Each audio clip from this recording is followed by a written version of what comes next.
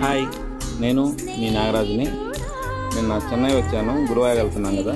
అక్కడి నుంచి ఎగ్మూర్ స్టేషన్ అనేవి వచ్చాము. అక్కడికి రాగానే ఈ పాతకాలపు ట్రైన్ స్టేషన్ కనిపించింది. ఈ స్టేషన్ చూడంగానే మాధవన్ గారు హీరోగా నటించిన సఖీ మూవీలోని సీన్స్ గుర్తొచ్చాయి.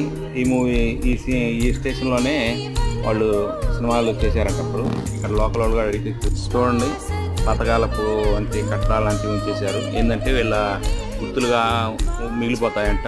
ఈ బ్రిటిష్ వాళ్ళు కట్టిన ట్రైన్ స్టేషన్స్ అలానే ఉంచారు. మన హైదరాబాద్లో కూడా అలానే ఉండేది, కానీ కొత్త ప్రభుత్వం వచ్చినాక దాన్ని పోల్దోసి పెద్ద పెద్ద బిల్డింగ్లు కడుతున్నారు. మన చరిత్ర ఇవన్నీ మార్చిపోతున్నాయి. వీళ్ళేమో కాపాడుకుంటూ వస్తుంటే పక్క స్టేట్ వాళ్ళు మన తెలుగు రాష్ట్రాల్లోనేమో అన్నీ పాడేసి కొత్త బిల్డింగ్లు కట్టేస్తున్నారు.